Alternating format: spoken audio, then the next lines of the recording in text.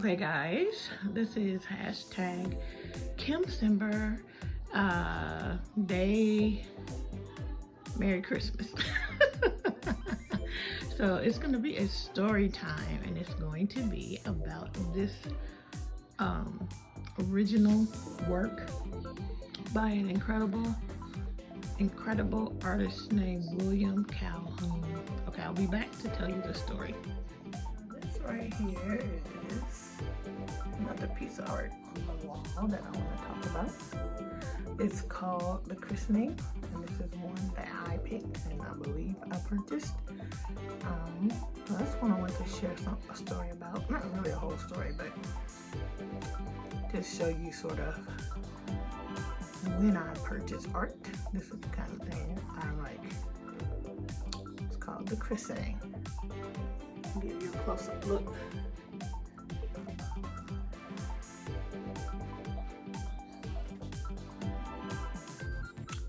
This is another piece that I also purchased, and absolutely love. Give you up close. This one is, you're a city girl, you know what's going on here.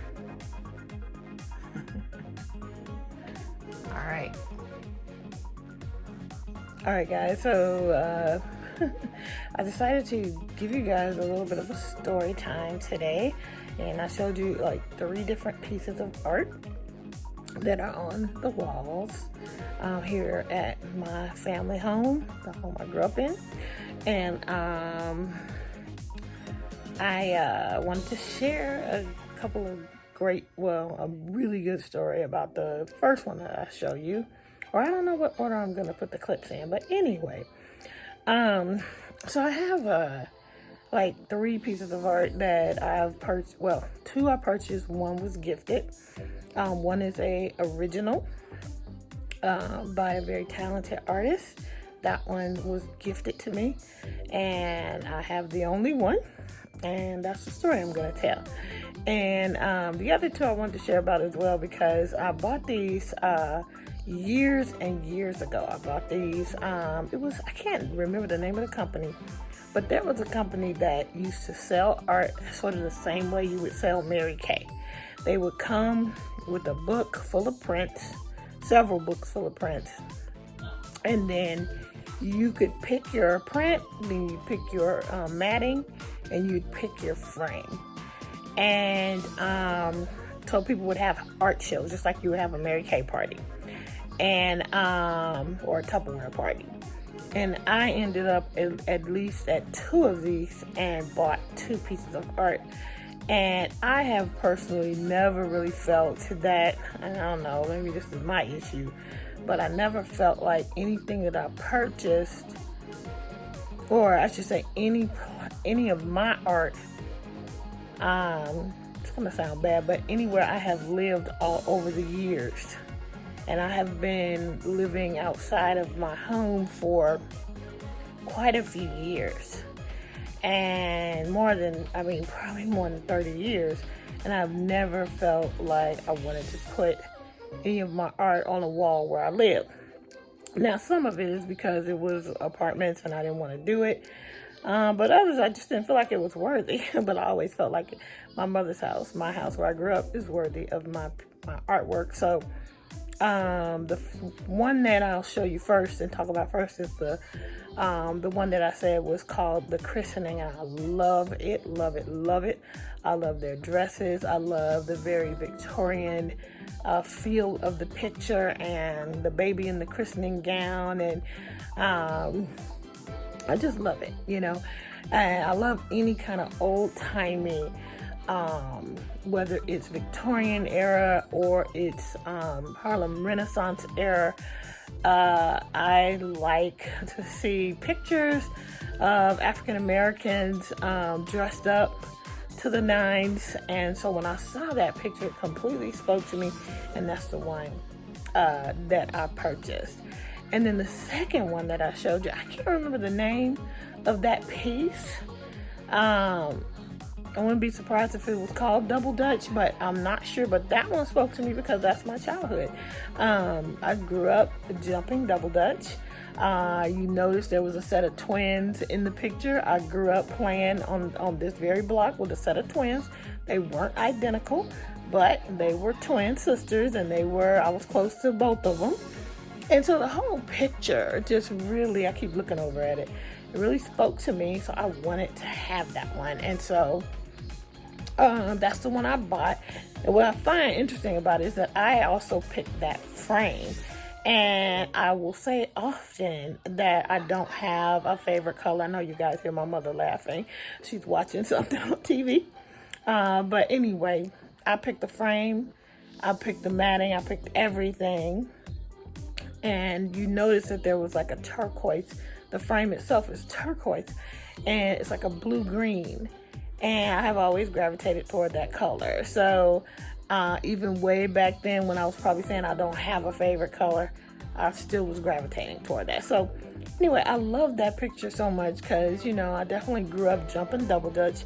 And I find it so interesting that when you meet people from all over the world, all over the country, almost without fail, city girls know how to jump Double Dutch. So girls who grew up in New York City, girls who grew up in Chicago, if they grew up in the suburbs, if they grew up in the South, most of them, when I ask, they don't know how to jump Double Dutch.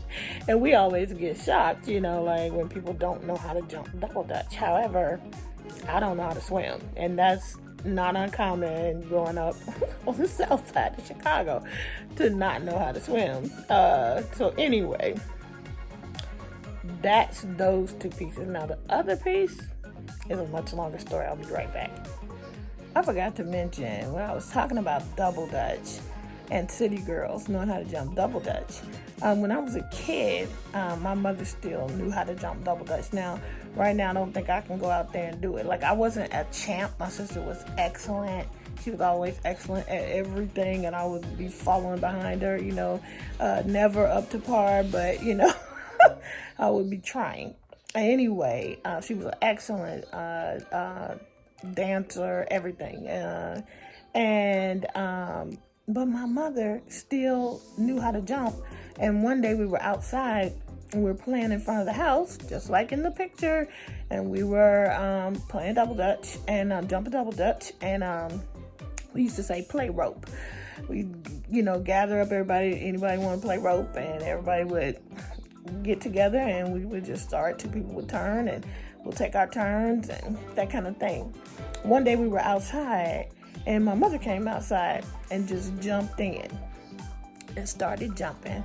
And, we were all so impressed. And, of course, everybody thought our mom was so cool because she got out there and she jumped Double Dutch with us. I mean, she didn't stay long, but she jumped in and she could still jump Double Dutch. And I was probably a preteen at that moment. So it was cool that she did that. But anyway, I'm going to get back to the other story about the original piece of art in a minute. All right, guys, I'm trying to get myself in a comfortable position so I can tell you this story. And so I'm reclining on the couch, and you can also see the Christmas tree. And by the way, I don't think I've said Merry Christmas. It is December 25th, so Merry Christmas. And I just wanted to share about this artwork. Now I keep looking up there because the story I'm about to tell is about the original piece of artwork that I'll share with you now. It is, as far as possessions go, my prized possession. And I'll try to go back in and do a little bit more recording so you can see some more of the details on this painting. But guys, here's what happened.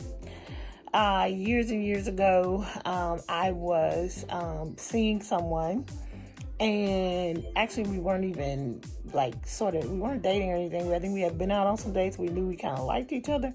And so it was right before Christmas, this time of year, and right before my birthday. And we were talking about getting each other a Christmas gift. And at the time, I was like, well, we weren't really dating or anything. And I didn't really want him to spend a lot of money on me. I didn't want to spend a lot of money on him. I just wanted to give a gift, right? So I said, for me, as long as you give me a gift, and I know I can look at the gift and tell that you actually thought about me when you bought it, or when you got it, made it, whatever, that's all I need, right?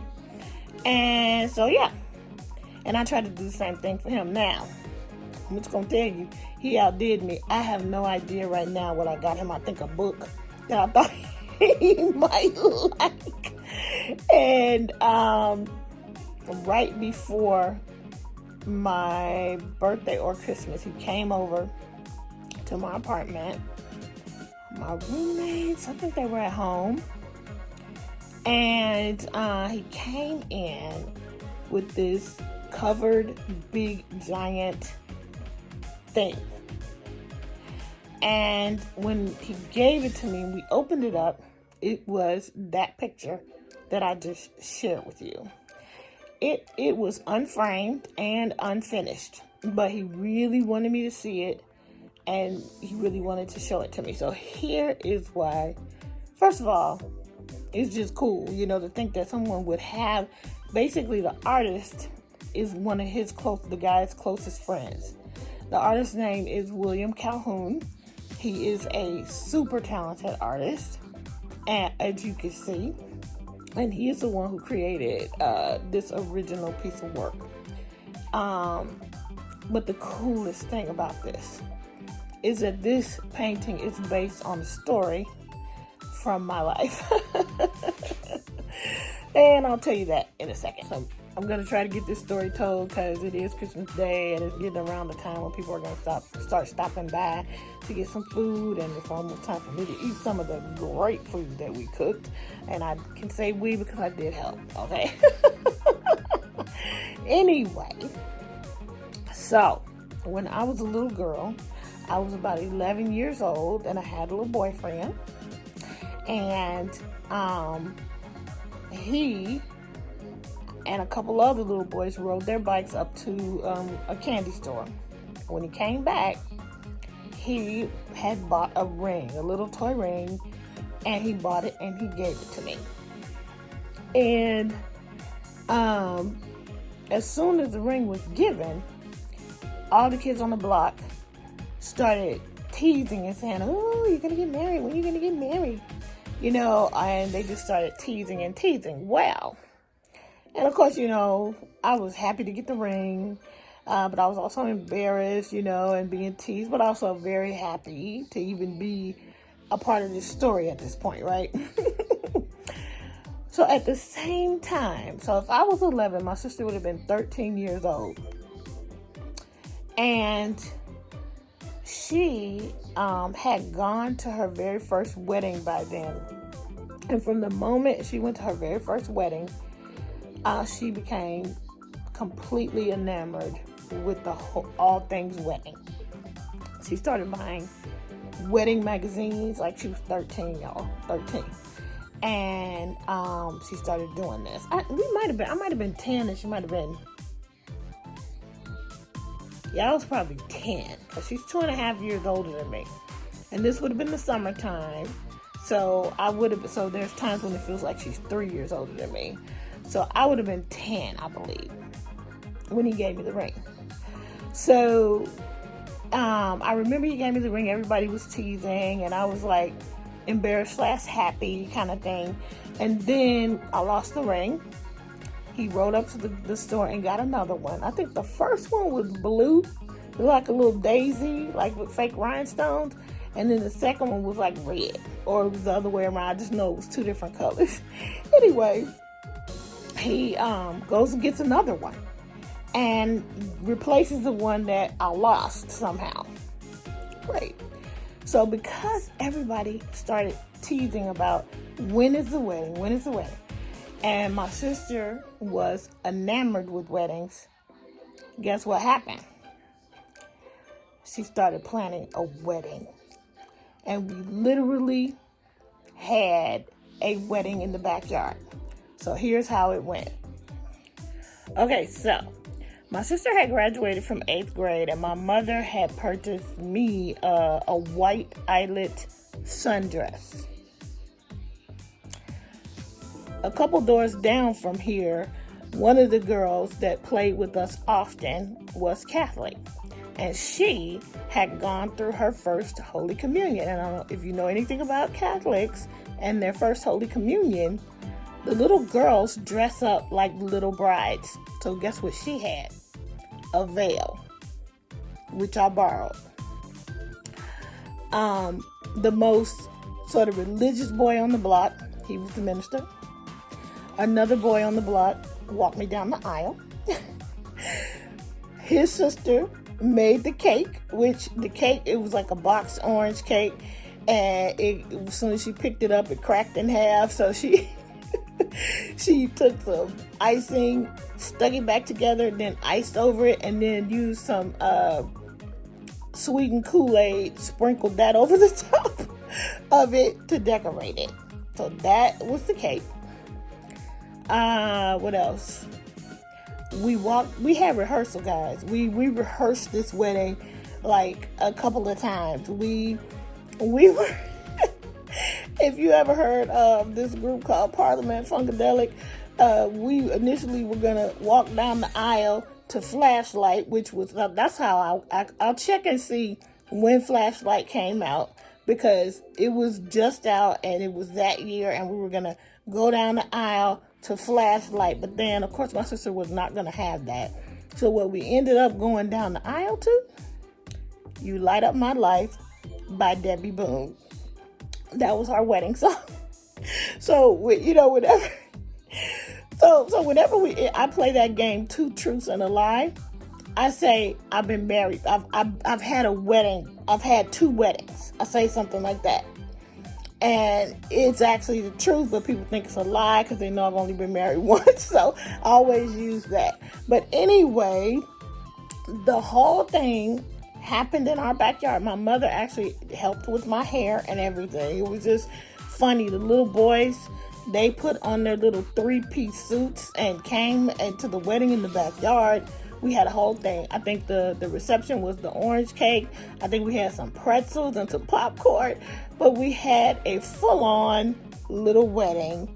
And so that painting, I had told that story to the guy who had this painting done for me. And so this was truly a gift where I know absolutely, positively, he actually did get a gift, and I could tell that he was actually thinking about me. This painting is all about me. So in the picture, and I'll do some close-ups, it's an older sister and a younger sister. Of course, the white dress is me. The older sister is my sister. The hairstyles are hairstyles that we definitely would have worn as little girls. And this guy who painted it, he painted it based on the story. And so it's just amazing. And when I got the painting, it was a lot less, the colors were not as rich. There weren't so many nuances. The little shoes that are on the floor weren't on there. So he just brought it over so I could see it. And I was floored, And as I said, when you look at it, it has old-timey elements. It just was so much thought put into it. And I absolutely love it. And I couldn't put it anywhere but on the wall in my family home. And so it's a wonderful, wonderful picture. The guy who painted it, actually, my sister's dress, or the older sister's dress in the picture, is a bridesmaid's dress, and it is based on the bridesmaid's dress that the artist's wife wore. From the artist's wedding, the women who were his wife's bridesmaids wore that dress. And so he based that dress on the dresses that were a part of his wedding. And so it's pretty amazing. It's a pretty amazing story. And, it's my story, but it's also my sister's story. And we just love the painting so much, and we tell the story all the time. And, it is a fantastic painting.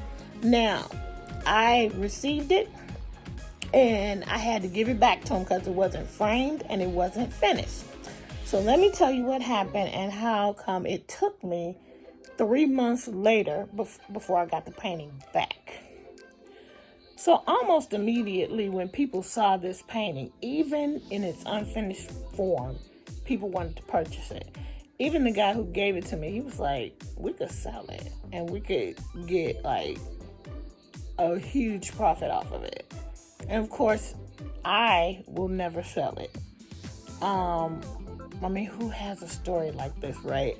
So I will never sell it. But what happened is, so I would have gotten it in December. And if you don't know, and most of you know that February is African American History Month. So this painting actually hung in a gallery for the whole entire month of Black History Month that year, that following year, and I got the painting back after it was exhibited in an art gallery. And so that's what took so long. So that's the story, guys. It's amazing, right? The painting is amazing. I feel privileged to own it. And yeah, it's just a great story that I want to share with you guys. So that's it. And that's all for this episode of #Kimcember 2021. See you in the next video. Bye.